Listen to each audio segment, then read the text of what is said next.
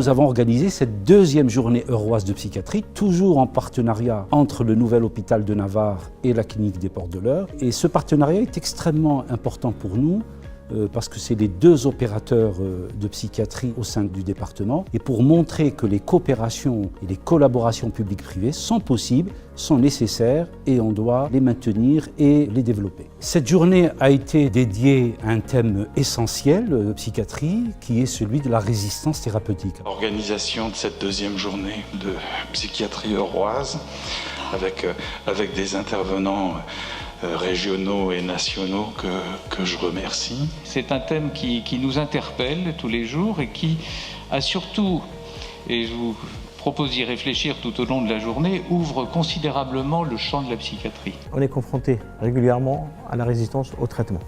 La résistance au traitement, ça veut dire pas de réponse, pas d'amélioration ou peu d'amélioration ou rechute. Cette journée, on a fait le tour des différentes pathologies psychiatriques, de la résistance en schizophrénie, à la résistance en dépression, à la résistance au TOC, à la résistance dans l'hyperactivité et aussi aborder les différents traitements et les conduites à tenir devant toutes les différentes résistances.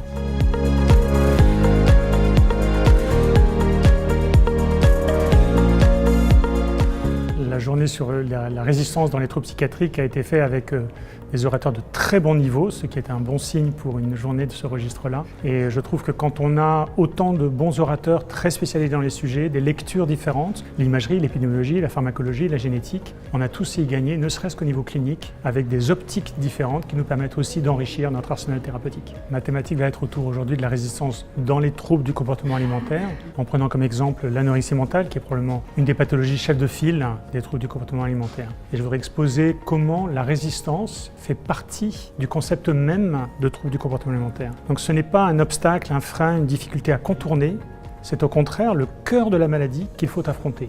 Alors j'étais très contente de présenter la stimulation magnétique transcrânienne répétitive, RTMS pour faire court. Donc c'est un traitement qui est dévolu aux patients qui souffrent de schizophrénie et qui vise à cibler les hallucinations auditives ou la symptomatologie négative.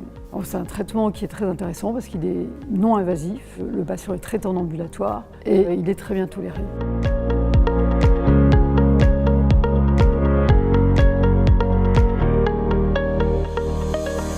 Au cours de cette réunion, j'ai parlé de schizophrénie résistante, donc d'une pathologie qui touche à peu près 1% de la population et du fait que certains patients, environ 20%, ne répondent pas au traitement. Et en fait, aujourd'hui, avec les études qu'on fait, on comprend un peu mieux qu'est-ce qui se passe, c'est-à-dire quand est-ce que ça commence, comment ça se passe, et on ajuste les thérapeutiques. Et le but, c'était de faire partager, parce que c'est une situation clinique fréquente, ces nouvelles informations pour modifier les pratiques des professionnels et améliorer la santé des patients. Une thématique effectivement qui ne concerne pas directement la psychiatrie de l'enfant et de l'adolescent, mais dans laquelle on peut avoir notre contribution, en particulier sur la thématique que je vais développer spécifiquement, qui est la résistance au méthylphénidate chez les enfants hyperactifs.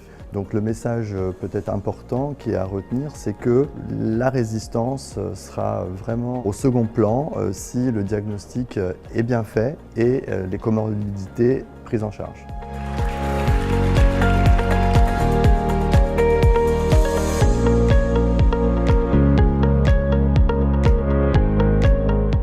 J'ai trouvé que le sujet abordé, la thématique sur la résistance était très en lien avec ce qu'on pouvait connaître au quotidien sur différentes pathologies et je pensais retrouver effectivement ce qu'on a entendu ce matin. Les interventions étaient toutes très pertinentes avec des résultats de travaux médicaux très riches et très porteurs d'optimisme pour la pratique à l'avenir. Ça permet de voir différents professionnels, d'avoir différents points de vue concernant la résistance au traitement pour la schizophrénie et pour les autres pathologies.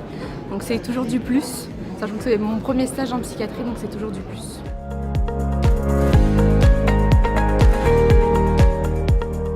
Le sujet que j'ai eu plaisir à présenter lors de ce colloque était axé sur la stimulation cérébrale, notamment la stimulation cérébrale profonde dans les troubles obsessionnels compulsifs réfractaires. Donc c'est une approche qui est effectivement récente mais très prometteuse, qui permettrait peut-être même de révolutionner justement la thérapeutique dans ces troubles résistants. Malgré la prévalence de cette résistance, que ce soit dans les troubles dépressifs, dans les troubles obsessionnels compulsive, dans l'anorexie mentale et d'autres troubles psychiatriques. On peut garder l'espoir de voir justement arriver des traitements qui vont permettre d'améliorer le pronostic et la réponse dans ces cas. Ces journées intéressent aussi bien les chercheurs que les professionnels qui étaient présents, et donc ça nous encourage à reproduire la même organisation, le même type de format de journée et probablement sur des thèmes différents.